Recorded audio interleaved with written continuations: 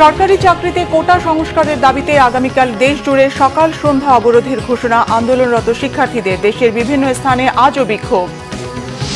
কোটা নিয়ে আপিল বিভাগের শুনানি আগামীকাল। রাজপথে চেঁচামেচি করে লাভ নেই, আদালতেই ফয়সালা হবে বললেন আইনমন্ত্রী। বিসিএস সহ বিভিন্ন পরীক্ষায় প্রশ্ন ফাঁসের ঘটনায় আদালতে স্বীকারোক্তি 7 জনের, আটক 17 জনের ব্যাংক হিসেব জব্দ।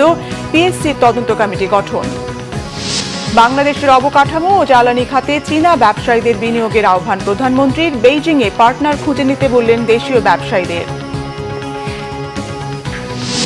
সরকারের বিরুদ্ধে দেশ বিক্রির অভিযোগ মির্জা ফখরুলের। কোটা বিরোধী আন্দোলনে উস্কানি ও ইন্ধন দিচ্ছে বিএনপি, মন্তব্য ওবায়দুল কাদেরের।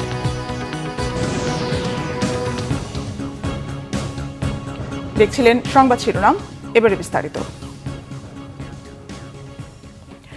সরকারি চাকরির কোটা সংস্কারের এক দফা দাবিতে আগামীকাল বুধবার সকাল সন্ধ্যা অবরোধ কর্মসূচি ঘোষণা করেছে আন্দোলনরত শিক্ষার্থীরা। দাবি আদায় না হওয়া পর্যন্ত রাজপথ না ছাড়ার হুঁশিয়ারি দিয়েছে তারা। সন্ধ্যায় ঢাকা বিশ্ববিদ্যালয় গ্রন্থাগারের সামনে বৈষম্য বিরোধী ছাত্র আন্দোলনের ব্যানারে আয়োজিত সংবাদ সম্মেলনে এই তথ্য জানান সমন্বয়ক নাহিদ ইসলাম। চলতি সপ্তাহে রবি ও সোমবার অর্ধবেলা রাজধানীর সড়ক ও রেলপথ অবরোধ করে যান চলাচল অচল করে দেয় শিক্ষার্থীরা। আজ মঙ্গলবার অবরোধ না থাকলেও ক্লাস পরীক্ষা বর্জন করে শিক্ষার্থীরা। আগামীকাল থেকে পরবর্তী ঘোষণা না দেয়া পর্যন্ত আন্দোলন চালিয়ে যাওয়ার ঘোষণা দেয়া হয়। এ সময় আন্দোলনরত ছাত্রনেতারা বলেন, আন্দোলনের কারণে জনদুর্ভোগের দায় সরকারকে নিতে হবে। আন্দোলনের সমন্বয়ক নাহিদ বলেন, সরকার চাইলে এই সংকটের সমাধান নির্বাহী বিভাগের মাধ্যমে করা সম্ভব। কোটা নিয়ে ভবিষ্যতে কোনো সমস্যা সৃষ্টি না হয়, এর জন্য সংসদে আইনের মাধ্যমে সমাধানে আসতে সরকারের প্রতি অনুরোধ জানিয়েছেন আন্দোলনরত শিক্ষার্থী ও চাকরি প্রত্যাশীরা। আদালতের সাথে আমাদের আন্দোলনের কোনো সম্পর্ক নেই। আমাদের আন্দোলনটি, আমাদের দাবিটি নির্বাহী বিভাগের কাছে এবং সরকারের কাছে। এবং যেহেতু কোটা ইস্যু নিয়ে 2018 সালেও আমরা একবার আন্দোলন করেছি, ভোগান্তিটা যে আমাদেরও হচ্ছে সেই বিষয়টিও আমরা বলবো যে বিবেচনা করা উচিত। 2018 সালে আমরা আন্দোলন করেছি, এখনো আন্দোলন করেছি। এখন যেহেতু রাজপথে আমাদেরকে আবার নেমে আসতে আমাদেরকে বাধ্য করা হয়েছে, ফলে কোটার চূড়ান্ত ফয়সালা না নিয়ে আমরা আন্দোলন থেকে যাব না। সরকারের পক্ষ থেকে যতক্ষণ না আমরা কোনো সুস্পষ্ট বক্তব্য এবং দৃশ্যমান পদক্ষেপ পাচ্ছি না আমাদের দাবি পূরণের জন্য, ততক্ষণ পর্যন্ত আমাদের এই আন্দোলন কিন্তু চলবে এবং এই ব্লকেট কর্মসূচিটি অব্যাহত থাকবে। আমরা ততক্ষণ পর্যন্ত রাজপথে থাকবো যতক্ষণ পর্যন্ত আমাদের ওই এক দফা বাস্তবায়িত সেকেন্ড লেয়ার রয়েছে, যেটা আমি বলি।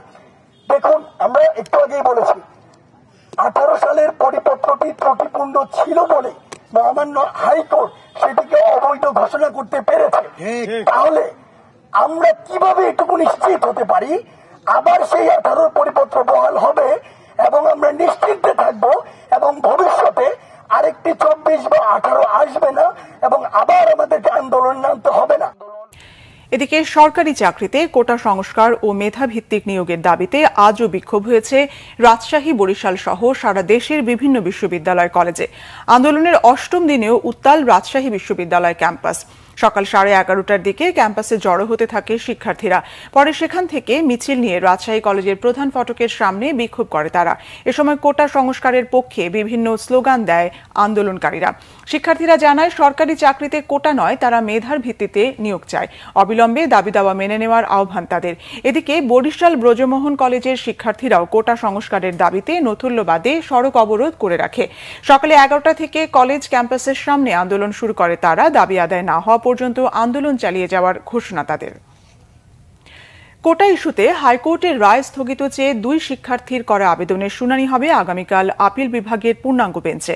আজ আপিল বিভাগের চেম্বার বিচারপতি মোহাম্মদ আশফাকুল ইসলাম শুনানির জন্য এই দিন ঠিক করেন। শুধু এই মামলার শুনানির দিন ধার্যের জন্য দুপুর 1:30টায় চেম্বার বিচারপতির আদালত বসেছিল।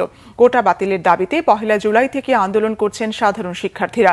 জনপ্রশাসন মন্ত্রণালয় 2018 সালের 4 অক্টোবর 9ম থেকে 13তম গ্রেড পর্যন্ত সরাসরি নিয়োগে মুক্তিযোদ্ধা কোটা বাতিল করে একটি পরিপত্র জারি করে। এই পরিপত্র চ্যালেঞ্জ করে মুক্তিযোদ্ধার সন্তান ও প্রজন্ম কেন্দ্রীয় কমান্ড কাউন্সিল 2021 সালে হাইকোর্টে রিট করে। গত 5 জুন পরিপত্র বাতিল ঘোষণা করে রায় দেয় হাইকোর্ট, যাতে মুক্তিযোদ্ধা 30% কোটা বহাল রাখার আদেশ দেওয়া হয়। এই রায়ের বিরুদ্ধে রাষ্ট্রপক্ষ আবেদন করলে 4 জুলাই আপিল বিভাগ পুরো রায় বের হলে নিয়মিত আপিল করার নির্দেশ দেয়। যে আদেশটা দেওয়া হয়েছে সেটার একটা জাস্টিফিকেশন দরকার। এবং অ্যাপিলেট ডিভিশনে, তাই তারা আসছে মুভ করার জন্য। এখানে আমরা 2জন পিটিশনার হয়েছে, আরেকজন পিটিশনার এরেড পার্টি হবে। আমরা অ্যাপ্লিকেশন রেডি করতেছি। ওনাদের হচ্ছে যে হাইকোর্ট ডিভিশনের যে জাজমেন্ট হয়েছে আপাতত সার্বিক বিবেচনায় এই জাজমেন্টটা আমরা স্টে চাচ্ছি এবং আমরা চাচ্ছি যে এটার একটা সম্মানজনক সন্তোষজনক সমাধান হোক। এবং আপিল বিভাগ হচ্ছে আমাদের সর্বোচ্চ আদালত। আমি বিভিন্ন টকশোতেও বলেছি যে আপিল বিভাগ যে সিদ্ধান্ত দিবে সেই সিদ্ধান্ত আমাদেরকে মেনে নিতে হবে। আমরা এই প্রেয়ার নিয়ে আসছি। আগামীকালকে হিয়ারিং হবে, এটা আগামীকালকে লিস্টিং করা হয়েছে। এদিকে আইনমন্ত্রী অ্যাডভোকেট আনিসুল হক বলেছেন, কোটা বিরোধী আন্দোলন নিয়ে রাজপথে চেঁচামেচি করে লাভ হবে না। আদালতের রায়ের আপিলে শিক্ষার্থীদের পক্ষভুক্ত হবার সিদ্ধান্তকে ইতিবাচক উল্লেখ করে তাদেরকে আন্দোলন প্রত্যাহারের পরামর্শ দেন তিনি। ঘটনা ঘটছে আদালতে, যদি রাজপথে এখানে আন্দোলন করে বা চেঁচামেচি করে বা বকাবাদ্য করে এটার কিন্তু নিরসন হবে না। সঠিক জায়গা কোনটা? আমি গতকালকে বলেছি যে সঠিক জায়গা হচ্ছে যে তারা যদি পক্ষভুক্ত হয়ে তাদের বক্তব্য উপস্থাপন করেন, অবশ্যই আপিল বিভাগ সকল পক্ষ শুনবেন এবং সকল পক্ষ শুনে আপিল বিভাগ একটা ন্যায় বিচার করবেন। এটাই আমাদের আশা এবং আমার মনে হয় সেটাই হবে। তো সেই ক্ষেত্রে আমি আজকে দেখছি যে একটা ইতিবাচক পদক্ষেপ তারা নিয়েছেন, আমি এটাকে সাধুবাদ জানাই। অন্যদিকে পেনশন স্কিম প্রত্যয় বাতিলের দাবিতে নবম দিনের মতো 40টি পাবলিক বিশ্ববিদ্যালয়ের শিক্ষকদের আন্দোলন অব্যাহত থাকলেও সমাধানে সরকারের পক্ষ থেকে এখনও যোগাযোগ করা হয়নি। বিশ্ববিদ্যালয়ে অচল হয়ে ব্যাঘাত ঘটছে শিক্ষা কার্যক্রমে। আন্দোলনরত শিক্ষকদের দাবি, ছুটির দিনে ক্লাস ও অনলাইন কার্যক্রমের মাধ্যমে বাড়তি ক্লাসের ব্যবস্থা করে শিক্ষার্থীদের ক্ষতি পুষিয়ে নেওয়া সম্ভব। বিস্তারিত দীপন দেওয়ানের রিপোর্টে। পেনশন স্কিম প্রত্যয় বাতিলের দাবিতে শিক্ষক কর্মকর্তা কর্মচারীদের আন্দোলনে অচলাবস্থার সৃষ্টি হয়েছে ঢাকা বিশ্ববিদ্যালয়ে। ক্লাসরুম সহ বিভিন্ন কক্ষে ঝুলছে তালা। চিরচেনা ব্যস্ত ক্যাম্পাসে শুনশান নীরবতা, নেই শিক্ষার্থীদের কলকাকলি। এমন পরিস্থিতিতে সামনে সেশন জট সহ বিভিন্ন ধরনের জটিলতার আশঙ্কা শিক্ষার্থীদের। যদি এই আন্দোলনটা চলতে থাকে তাহলে দেখা যাচ্ছে যে আপকামিং ফার্স্ট ইয়ার ওরা আর আমরা মিলে একটা সেশন জট হয়ে যাচ্ছে। মানে তাদের ক্লাসে কাদের ক্লাস চলবে, আমরা ফার্স্ট ইয়ার থেকে যাচ্ছি বা ওরাও থেকে যাচ্ছে, তো এটাতে একটা সমস্যা দেখা দিবে আর কি। মাস্টার্সে আমাদের পরীক্ষা চলতেছিল, মাত্র একটা পরীক্ষা হয়েছে, তারপরেই আন্দোলনের জন্য ক্লাস স্থগিত, পরীক্ষা স্থগিত। এটা সেশন জটের একটা সম্ভাবনা আছে। যদি আমরা আন্দোলন না করতাম বা এই আন্দোলনটা না হতো, আমাদের ভবিষ্যৎ পার্মানেন্টলি ক্ষতিগ্রস্ত হতো। তো আমাদের পার্মানেন্টলি ক্ষতি হওয়ার থেকে আমাদের কিছু সাময়িক ক্ষতি হওয়া অনেক ভালো। এদিকে নবম দিনের মতো কলা ভবনের মূল ফটকের সামনে অবস্থান নিয়ে আন্দোলন করেন শিক্ষকরা। শিক্ষকদের দাবি, এই আন্দোলন যৌক্তিক, তবে এখনও সরকারের পক্ষ থেকে কোনো আশ্বাস মেলেনি।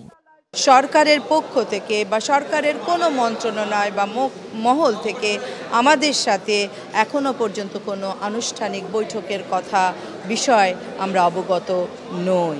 আমরা আশাবাদী যে সরকার আমাদের সাথে শীঘ্রই বসবেন, আমাদের সাথে আলোচনা করবেন। আমাদের যে 3 দফা দাবি যদি আমরা যুক্তিযুক্তভাবে আমরা উঠিয়ে ধরতে পারি, শিক্ষার্থীদের যে ক্ষতি হচ্ছে সেটা আমরা স্পেশাল ক্লাস নিয়ে শুক্রবার শনিবার ক্লাস নেব, অনলাইনে ক্লাস নেব, স্পেশাল পরীক্ষা নিয়ে আমরা ক্ষতি পুষিয়ে নিতে পারব। ঢাকা বিশ্ববিদ্যালয় লাইব্রেরির সামনে পেনশন স্কিম প্রত্যয় বাতিলের দাবিতে অবস্থান নেয় ঢাকা বিশ্ববিদ্যালয় কর্মকর্তা কর্মচারী ঐক্য পরিষদ। পরে র্যালি নিয়ে বিশ্ববিদ্যালয়ের বিভিন্ন এলাকা ঘুরে প্রশাসনিক ভবনের সামনে গিয়ে শেষ হয়। দীপন দাওয়ান, বাংলা ভিশন, ঢাকা। বিসিএস পরীক্ষায় প্রশ্ন ফাঁসের ঘটনায় 3 সদস্যের তদন্ত কমিটি গঠন করেছে বাংলাদেশ সরকারি কর্ম কমিশন পিএসসি। জড়িত কর্মকর্তা কর্মচারীদের বিরুদ্ধে যথাযথ ব্যবস্থা নেওয়ার হুঁশিয়ারি দিয়েছেন পিএসসি চেয়ারম্যান সোহরাব হোসাইন। এদিকে আটক 17 জনের মধ্যে 7 জন প্রশ্ন ফাঁসে জড়িত থাকার কথা আদালতে স্বীকার করেছে। আর পিএসসির গাড়ি চালক আবেদ আলীর ছেলে সিয়াম সহ 10 জনকে কারাগারে পাঠানোর নির্দেশ দিয়েছে আদালত। অন্যদিকে প্রশ্ন ফাঁসে জড়িত থাকার অভিযোগে আটক 17 জনেরই ব্যাংক হিসেব জব্দ করেছে বাংলাদেশ ব্যাংক। সৈকত সাদিকের প্রতিবেদন। বিসিএস সহ বিভিন্ন সরকারি চাকরির পরীক্ষার প্রশ্ন দীর্ঘদিন ধরে ফাঁস করে আসছিল একটি চক্র। পিএসসির গাড়ি চালক আবেদ আলী, পিএসসির কর্মকর্তা কর্মচারীরা এই অপরাধে জড়িত। 5 জুলাই অনুষ্ঠিত বাংলাদেশ রেলওয়ের পরীক্ষার প্রশ্নও ফাঁস করেন তারা। একটি বেসরকারি টেলিভিশনের অনুসন্ধানী প্রতিবেদনে এইসব তথ্য বেরিয়ে আসে। মঙ্গলবার এই ঘটনায় 3 সদস্যের তদন্ত কমিটি গঠন করে পিএসসি। এক সংবাদ সম্মেলনে পিএসসির চেয়ারম্যান জানিয়েছেন, দায়ীদের বিরুদ্ধে তদন্তের ভিত্তিতে ব্যবস্থা নেওয়া হবে। সর্বোচ্চ গুরুত্ব দিয়ে সেটি আমরা বিবেচনায় নিয়েছি এবং সিআইডি তদন্ত করছে, আপনারা জানেন, এবং আপনি বলছেন কয়েকজনকে গ্রেপ্তারও করা হয়েছে এবং এই অফিসারও কয়েকজন আছে এর মধ্যে। এটি একটি দিক, এবং পাশাপাশি আমরাও একটা তদন্ত কমিটি করেছি 3 সদস্য বিশিষ্ট, এবং তাদেরকে 15 দিনের মধ্যে রিপোর্ট দেওয়ার জন্য বলা হয়েছে। কোনো অপরাধ যদি প্রমাণ হয় এবং সেটি যদি পিএসসির এখতিয়ারভুক্ত হয়, তাহলে আইনে যা ব্যবস্থা নেওয়ার বিধান রয়েছে তার সর্বোচ্চ ব্যবস্থা পিএসসি নিতে পারবে। এই ঘটনায় পল্টন থানায় দায়ের করা মামলায় সোমবার রাতে 17 জনকে গ্রেপ্তার করে সিআইডি। তাদের মধ্যে 7 জন প্রশ্ন ফাঁসে জড়িত থাকার কথা আদালতে স্বীকার করেছে। গাড়ি চালক আবেদ আলীর ছেলে সহ 10 জনকে জামিন আবেদন না মঞ্জুর করে কারাগারে পাঠিয়েছে আদালত। এদিকে 5 জুলাই পিএসসির অধীনে বাংলাদেশ রেলওয়ের উপসহকারী প্রকৌশলী পরীক্ষা বাতিলের দাবি জানিয়েছে চাকরির প্রত্যাশী ডিপ্লোমা প্রকৌশলীরা। মঙ্গলবার সকালে রাজধানীর আগারগাঁওয়ে বাংলাদেশ সরকারি কর্ম কমিশনের সামনে মানববন্ধন করে তারা। সৈকত সাদিক, বাংলা ভিশন, ঢাকা। এদিকে ছাগল কাণ্ডে আলোচিত জাতীয় রাজস্ব বোর্ড এনবিআর এর সাবেক কর্মকর্তা মতিউর রহমান সহ তার 2 স্ত্রী ও 2 সন্তানের জাতীয় পরিচয়পত্র, এনআইডি এবং পাসপোর্টের তথ্য চেয়ে চিঠি দিয়েছে দুর্নীতি দমন কমিশন দুদক। মঙ্গলবার দুদকের প্রধান কার্যালয় থেকে নির্বাচন কমিশন ও পাসপোর্ট অফিসে পাঠানো আলাদা আলাদা চিঠিতে এসব তথ্য চাওয়া হয়েছে। এবার ঈদুল আজহার সময় এনবিআর এর সাবেক কর্মকর্তা মতিউর রহমানের দ্বিতীয় স্ত্রীর ছেলে মুশফিকুর রহমান ইফাতের 15 লাখ টাকার ছাগল কেনা নিয়ে সামাজিক যোগাযোগ মাধ্যমে ব্যাপক আলোচনায় আসেন। ছেলের বিলাসী জীবনযাপন নিয়ে তুমুল আলোচনা সমালোচনার সূত্র ধরেই মতিউরের বিপুল সম্পদের বিষয়টি সামনে আসে। এই ঘটনার পর মতিউর, তার স্ত্রী নরসিংদীর রায়পুরার উপজেলা চেয়ারম্যান লায়লা কানিজ ও তাদের ছেলে আহমেদ তৌফিকুর রহমান অর্ণবের বিদেশ গমনে নিষেধাজ্ঞা দেন আদালত। মতিউরকে এনবিআর কর্মকর্তার দায়িত্ব থেকে সরিয়ে ওএসডি করা হয়েছে। তাকে সরানো হয়েছে রাষ্ট্রীয় সোনালী ব্যাংকের পরিচালকের পদ থেকেও। এরপর থেকে গা ঢাকা দিয়েছেন আলোচিত মতিউর। তার ও তার পরিবারের সদস্যদের বিপুল অবৈধ অর্থ সম্পদের খোঁজ পেয়েছে দুদক। সেসব সম্পদ জব্দে আদালতের অনুমতিও মিলেছে। চীনে বাংলাদেশি ব্যবসায়ীদের ব্যবসায়িক অংশীদার খুঁজে নেওয়ার আহ্বান জানালেন প্রধানমন্ত্রী শেখ হাসিনা। তিনি বলেন, সম্পর্কের ধারাবাহিকতা থাকলে সম্ভাবনার দ্বার উন্মোচন হবে। বেজিংয়ে 2 দেশের ব্যবসায়ীদের এক অনুষ্ঠানে বাংলাদেশের অবকাঠামো, জ্বালানি ও লজিস্টিক খাতে বিনিয়োগ করতে চীনা ব্যবসায়ীদের প্রতি আহ্বান জানান প্রধানমন্ত্রী। বেজিং থেকে বিস্তারিত জানাচ্ছেন Syed Abdul Muhit. Now I would like to humbly request Honorable Prime Minister Beijing সফরের দ্বিতীয় দিন চায়না ওয়ার্ল্ড সামিট সেন্টার সাংগ্রিলায় ব্যবসা বাণিজ্য বিনিয়োগের সম্ভাবনা নিয়ে 2 দেশের ব্যবসায়ীদের সামিটে যোগ দেন প্রধানমন্ত্রী শেখ হাসিনা। বাংলাদেশে বিনিয়োগে অপার সম্ভাবনার কথা জানাতেই এমন আয়োজন করে বাংলাদেশ বিনিয়োগ উন্নয়ন কর্তৃপক্ষ ও চীনের আন্তর্জাতিক ব্যবসা উন্নয়ন কাউন্সিল। এতে বাংলাদেশ সহ কয়েকশো চীনা ব্যবসায়ী অংশ নেয়। বিজনেস ডেলিগেশন যখন আমরা মাননীয় প্রধানমন্ত্রীর সঙ্গে যখন ভিজিট করি, সবসময় সেই ভিজিটে একটা অ্যাট্রাকশন থাকে, সেটা হচ্ছে ব্র্যান্ডিং বাংলাদেশ। এই ভিজিটে যেটা হয়েছে, আমাদের চায়নার সঙ্গে আমাদের সম্পর্ক আরও জোরদার হয়েছে। চায়না আমাদের একটা উন্নয়নশীল পার্টনার, এবং আমি মনে করি, এটা শুধু মনে করি না, আমি খুবই বিশ্বাসী আগামীতে ব্যবসা আরও জোরদার হবে বাংলাদেশে। China should understand that they need to invest more in Bangladesh. আজকে যে ইভেন্টে Chinese business people will also get very encouraged, তারা আসবে, and I am going with lot of hopes. প্রধানমন্ত্রী শেখ হাসিনা তার ভাষণে বাংলাদেশকে দক্ষিণ পূর্ব এশিয়ায় বিনিয়োগের ক্ষেত্র হিসেবে উল্লেখ করে বলেন, সেই সুযোগ নিতে পারে চীনা ব্যবসায়ীরা। বাংলাদেশের সম্ভাবনাময় সেক্টর ও উন্নয়ন খাতে বড় বিনিয়োগ আনতে চীনা ব্যবসায়ীদের আহ্বানও জানান তিনি। I appreciate your interest in exploring the opportunity for business and investment in Bangladesh. This event reveals the strong and enduring friendship between Bangladesh and China. Bangladesh and China have a long tradition of bilateral cooperation and mutual support. Padma সেতু, Karnaphuli tunnel সহ বাংলাদেশের অবকাঠামো উন্নয়নে চীন সরকারের ভূমিকার কথা উল্লেখ করেন প্রধানমন্ত্রী। China has been significantly contributing to our infrastructure projects, technological advancements, and overall growth of our economy. It is time for us to explore new area of further collaboration in trade and investment. প্রধানমন্ত্রী দুই দেশের ব্যবসায়ীদের মত বিনিময়ের মাধ্যমে ব্যবসার নতুন ক্ষেত্র প্রস্তুত করতে পরামর্শ দেন। Bangladesh offers one of the most liberal investment regimes in the world. The Bangladesh Investment Development Authority (BIDA) provides a number of services to foreign investors under one roof. In line with our commitment to economic development, we are establishing 100 special economic zones, each equipped with state-of-the-art facilities. পরে প্রধানমন্ত্রী শেখ হাসিনার উপস্থিতিতে দুই দেশের ব্যবসায়ীদের মধ্যে 16টি সমঝোতা স্মারক বিনিময় হয়। অবকাঠামো, যোগাযোগ সহ নানা ক্ষেত্রে বিনিয়োগের জন্য ক্ষেত্র প্রস্তুত করেছে বাংলাদেশ। প্রধানমন্ত্রী শেখ হাসিনা দুই দেশের এই ব্যবসায়ীদের সামিটে যোগ দিয়ে চীনা ব্যবসায়ীদের আহ্বান জানালেন বিনিয়োগের যাতে দুই দেশই লাভবান হয়। সৈয়দ আব্দুল মুহিত, বাংলাভিশন, বেইজিং, চীন। সরকারের বিরুদ্ধে দেশ বিক্রির অভিযোগ করেছে বিএনপি। দলটির মহাসচিব মির্জা ফখরুল ইসলাম আলমগীর বলেছেন, তিস্তা সহ অভিন্ন নদীর পানি আনতে না পারলেও ভারতকে রেল সহ অন্যান্য সব সুবিধা দিচ্ছে আওয়ামী লীগ সরকার। তিনি বলেন, ক্ষমতাসীনরা জনগণ থেকে বিচ্ছিন্ন, তাই দেশে একনায়কতন্ত্র প্রতিষ্ঠা করা হয়েছে। রিপোর্ট করছেন সিকান্দার রহমান। বিএনপি চেয়ারপারসন বেগম খালেদা জিয়া হাসপাতালে চিকিৎসাধীন। ৭৯ বছর বয়সী সাবেক এই প্রধানমন্ত্রী আর্থ্রাইটিস, হৃদরোগ, কিডনি ও ডায়াবেটিস সহ নানা রোগে ভুগছেন। বিএনপি চেয়ারপারসনের রোগমুক্তি কামনায় নয়াপল্টনের ভাসানী মিলনায়তনে দোয়া মাহফিলের আয়োজন করে ঢাকা মহানগর উত্তর ও দক্ষিণ বিএনপি। বেগম জিয়ার মুক্তি ও দেশে গণতন্ত্র ফিরিয়ে আনতে সরকারের পতন জরুরি বলে মনে করেন বিএনপি নেতারা।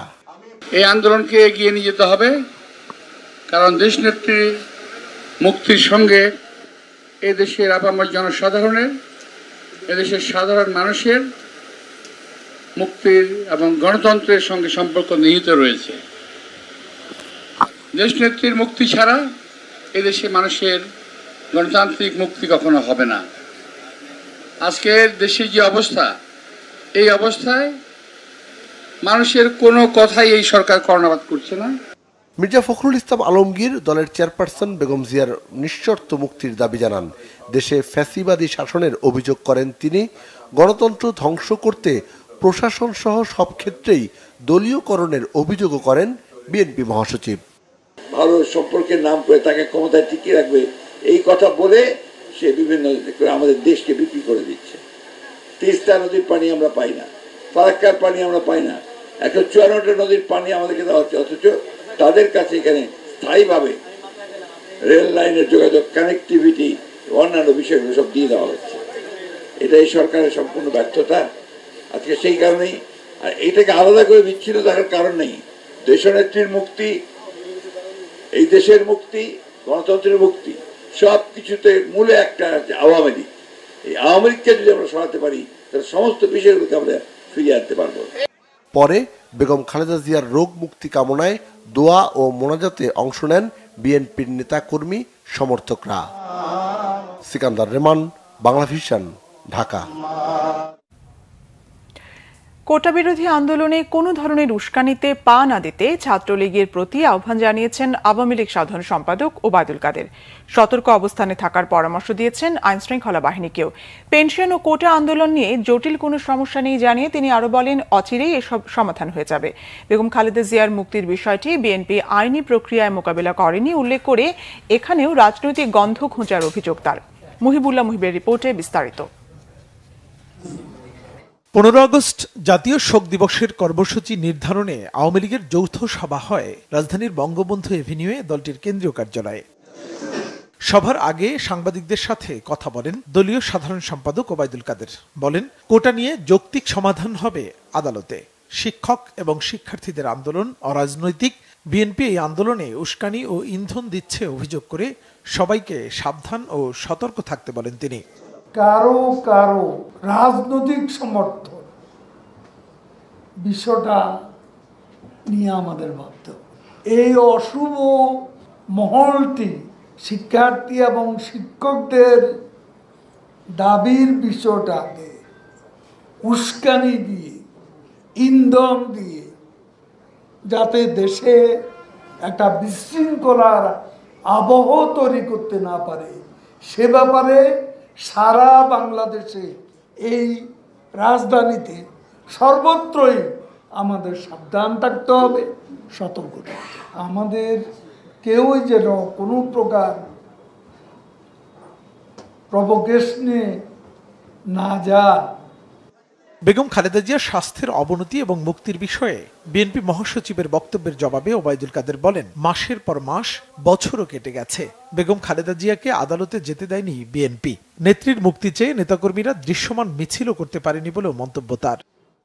বেগম জিয়ার জন্য যে লিগ্যাল ব্যাটল, কয়দিন পরপরই, মাসের পর মাস, এমনকি বছরও কেটে গেছে, তারা আদালতে উপস্থিত থেকে খালেদা জিয়াকে বিরত রেখেছে, তাকে উপস্থিত হতে দেননি, মামলাটাকে প্রলম্বিত করা হয়েছে, জামিনও চায়নি। তারা লিগ্যাল ব্যাটেলও ব্যর্থ, আর এই শহরে দৃশ্যমান একটা বিক্ষোভ মিছিল খালেদা জিয়ার জন্য বিএনপি করেছে এমন প্রমাণ আমাদের কাছে। 1 আগস্ট থেকেই মাসব্যাপী শোক দিবসের কর্মসূচি ঘোষণা করেন আওয়ামী লীগ সাধারণ সম্পাদক মুহিবুল্লাহ মুহিব, বাংলা ভিশন, ঢাকা। বিএনপি ও সমমনা রাজনৈতিক দলগুলোর নেতারা বলেছেন, ভারতকে সমুদ্র বন্দর, নৌ ও রেলপথ ব্যবহারের সুযোগ দেওয়ার কারণে চীনের সাথে ভারতের যে সংঘাত, তাতে বাংলাদেশের বাফার স্টেটে পরিণত হবার আশঙ্কা দেখা দিয়েছে। জাতীয় প্রেসক্লাবে এক আলোচনায় নেতারা বলেন, কোটা বিরোধী আন্দোলন সম্পূর্ণ যৌক্তিক, এতে সবার সমর্থন রয়েছে। একের পর এক ঘটনা ঘটিয়ে জনগণকে বিভ্রান্ত করে আওয়ামী লীগ সরকার তাদের ক্ষমতাকে দীর্ঘস্থায়ী করছে। ক্ষমতায় টিকে থাকতে বিরোধী দল দমনে নানা পরিকল্পনা করছে তারা। গুম খুন করে ত্রাসের রাজত্ব কায়েম করেছে। সরকার দেশকে লুটপাটের স্বর্গরাজ্যে বানিয়েছে উল্লেখ করে নেতারা বলেন, আওয়ামী লীগের লোকদের নানা অনিয়ম করে ঋণ নিয়ে ব্যাংক লুটের সুযোগ করে দেওয়া হয়েছে, অর্থনীতিকে ফোকলা করে ফেলা হয়েছে। ক্ষমতায় থাকতে ভারতকে একতরফা সুবিধা দেওয়া হয়েছে বলেও মন্তব্য করেন নেতারা। রাজনৈতিক নেতৃত্বকে ঝুঁকে নিতে হবে। ভারত এবং চীনের মধ্যে আগামীতে সম্ভাব্য তাদের মধ্যে যে যুদ্ধ এবং সংঘাত, বাংলাদেশকে তার একটা বাফার স্টেটে একটা পরিণত করবার জন্য ভারতকে এখন বাংলাদেশের নৌবন্দর, সমুদ্র বন্দর, আমার রেল, আমার স্থল এবং সেখানে আমার করিডোর সুবিধা থেকে সমস্ত কিছু দিয়ে বাংলাদেশের ভবিষ্যৎকে বড় ধরনের বিপদের মধ্যে আজকে নেওয়া হচ্ছে। ভারতের কি দোষ? ভারত তো চায় যে পারলে বাংলাদেশের এদিক ওদিক যত দিক দিয়ে পারে তারা যোগাযোগ করবে, এই পার থেকে ওই পারে যাবে, সেভেন সিস্টারের সাথে কানেকশন করবে। আপনি দিচ্ছেন কেন? এই দেওয়ার মধ্যে দিয়ে কোনো ঝুঁকি তৈরি করছেন সেটা ভাবছেন না। এই দেওয়ার মধ্যে দিয়ে আপনি কি অর্জন করছেন সেটা আপনি ভাববেন না। বাংলাদেশের জনগণকে চেতনানাশকের মতো একের পর এক আঘাত দিয়ে, বোবা করে, বিকলাঙ্গ করে দিয়ে তারা তাদের ক্ষমতার আসনকে দীর্ঘস্থায়ী করছে। বিএনপির সিনিয়র যুগ্ম মহাসচিব রুহুল কবির রিজভী বলেছেন, দেশ এক শ্বাসরুদ্ধকর অবস্থা অতিক্রম করছে। দখলদার সরকার একের পর এক মানুষের অধিকার হরণ করছে। যতদিন যাচ্ছে সরকারের সব কুকীর্তি বেরিয়ে আসছে বলেও দাবি তার। এক ভার্চুয়াল ব্রিফিংয়ে রিজভী এসব মন্তব্য করেন। দেশে এক শ্বাসরুদ্ধকর পরিস্থিতির মধ্যে দেশের মানুষ বসবাস করছে। এখানে মানুষের যে মানুষ হিসেবে তার যে অধিকারগুলো, সেই অধিকারগুলো এই দামি সরকারের, দখলদার সরকার এক এক করে সব অধিকারগুলো হরণ করেছে। মানুষ অধিকার বঞ্চিত। গণতন্ত্রে মানুষের যে অধিকারগুলো স্বীকৃত, সেই অধিকারগুলোকে যাতে মানুষ প্রয়োগ করতে না পারে। বাংলাদেশের সংবিধান কাটাছাড়া করার পরেও গণতন্ত্রের যে অধিকারগুলো আছে, সেই অধিকারগুলোকে প্রয়োগ যাতে না হয়, সেই জন্য সরকারি যন্ত্র দিয়ে বিরোধী দলের নেতাকর্মীদেরকে নানাভাবে তারা দমন করছে। এই দমন পৈশাচিক, এই দমন নিষ্ঠুর, এই দমন রক্তাক্ত। বেশ কয়েকটি নদ নদীর পানি কমতে থাকায় বিভিন্ন জায়গায় বন্যা পরিস্থিতির উন্নতি হচ্ছে। সিলেটে পরিস্থিতির বেশ উন্নতি হলেও জনজীবন স্বাভাবিক হয়নি। সিরাজগঞ্জে অপরিবর্তিত পরিস্থিতির মাঝে টাঙ্গাইলে কোথাও কোথাও আবার অবনতি হয়েছে। কুড়িগ্রামে নদীর পানি কমলেও কমছে না দুর্ভোগ। বিস্তারিত ডেস্ক রিপোর্টে। কুড়িগ্রামে এখনও ব্রহ্মপুত্র, দুধকুমার ও ধরলা নদীর পানি বিপদসীমার উপরে। এখনও কিছু রাস্তাঘাট পানির নিচে। দীর্ঘ সময় পানিতে চলাফেরা করায় নারী ও শিশুরা বিভিন্ন পানিবাহিত রোগে আক্রান্ত হচ্ছে। প্রত্যন্ত এলাকার বানভাসীরা স্যালাইন বা বিশুদ্ধকরণ ট্যাবলেট পায়নি এখনো। কুড়িগ্রামের ৯ উপজেলার ৪২,০৫৮টি পরিবারের প্রায় ২ লাখ মানুষ পানিবন্দী। ১,৬৩,৪০৩ জনকে ক্ষতিগ্রস্ত বলছে প্রশাসন। বাড়িতে ঘরে বেড়া না যায়, মানুষের খাওয়া পানি খুব কষ্ট হয়ে গেছে। সিরাজগঞ্জ ও কাজীপুরের মেঘাই পয়েন্টে যমুনার পানি কমছে ধীর গতিতে। বন্যা পরিস্থিতি আগের মতোই। ৫ উপজেলার ৩৪টি ইউনিয়নের ৯০,০০০-এরও বেশি মানুষ পানিবন্দী।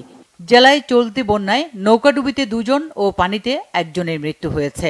তলিয়ে আছে ৬,৫০০ হেক্টর জমির ফসল। বন্ধ রয়েছে ৭৮টি শিক্ষা প্রতিষ্ঠান।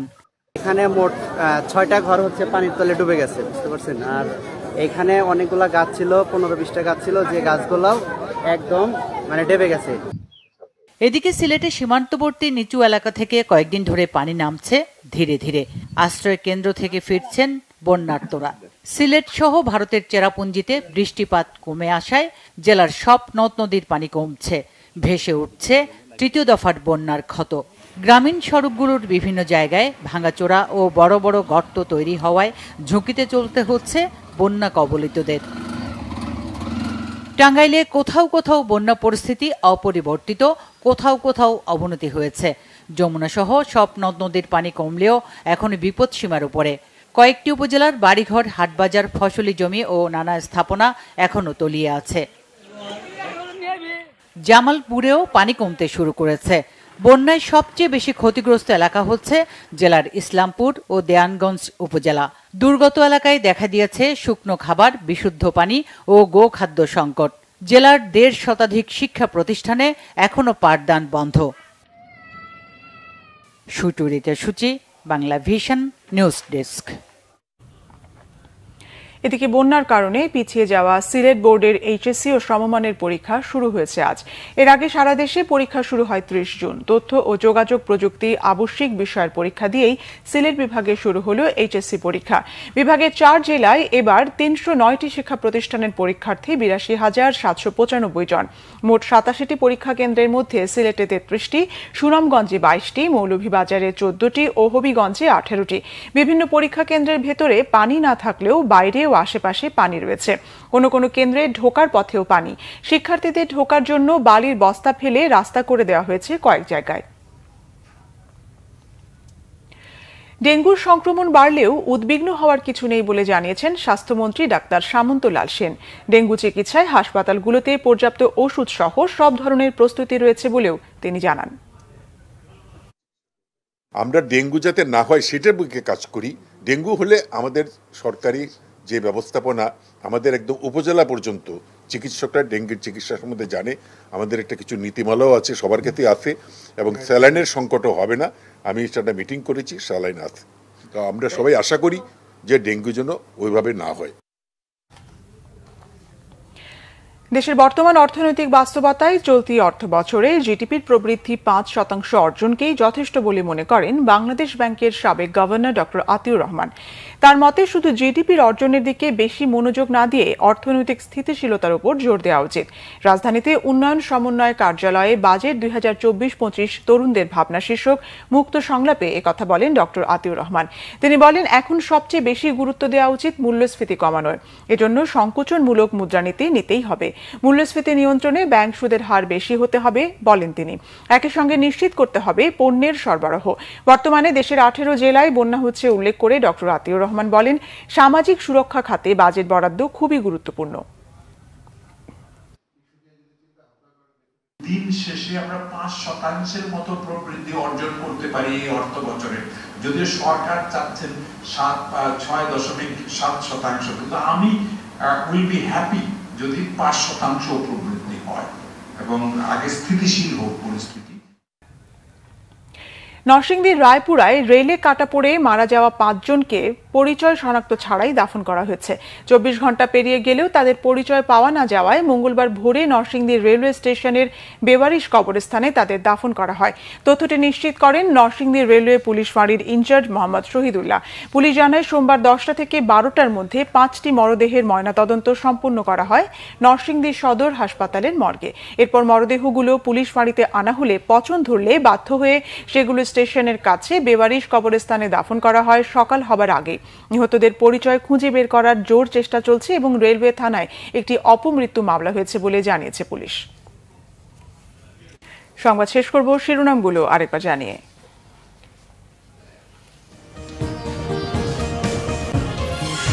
সরকারি চাকরিতে কোটা সংস্কারের দাবিতে আগামীকাল দেশজুড়ে সকাল সন্ধ্যা অবরোধের ঘোষণা আন্দোলনরত শিক্ষার্থীদের। দেশের বিভিন্ন স্থানে আজও বিক্ষোভ। কোটা নিয়ে আপিল বিভাগের শুনানি আগামীকাল। রাজপথে চেঁচামেচি করে লাভ নেই, আদালতেই ফয়সালা হবে বললেন আইনমন্ত্রী। বিসিএস সহ বিভিন্ন পরীক্ষায় প্রশ্ন ফাঁসের ঘটনায় আদালতে স্বীকারোক্তি 7 জনের, আটক 17 জনের ব্যাংক হিসেব জব্দ, পিএসসির তদন্ত কমিটি গঠন। বাংলাদেশের অবকাঠামো ও জ্বালানি খাতে চীনা ব্যবসায়ীদের বিনিয়োগের আহ্বান প্রধানমন্ত্রীর। বেইজিংয়ে পার্টনার খুঁজে নিতে বললেন দেশীয় ব্যবসায়ীদের। সরকারের বিরুদ্ধে দেশ বিক্রির অভিযোগ মির্জা ফখরুলের। কোটা বিরোধী আন্দোলনে উস্কানি ও ইন্ধন দিচ্ছে বিএনপি, মন্তব্য ওবায়দুল কাদেরের। এই ছিল এখনকার মতো। পরের সংবাদ রাত 10:30টায়। এর আগে 9টায় রয়েছে নিউজ 20। দেখার আমন্ত্রণ রইল। এছাড়া বাংলাভিশন সংবাদ ও সংবাদ সংশ্লিষ্ট অনুষ্ঠান দেখতে ভিজিট করুন www.bvnews24.com ও facebook.com/banglavision news এবং সাবস্ক্রাইব করুন youtube.com/banglavision news। ধন্যবাদ।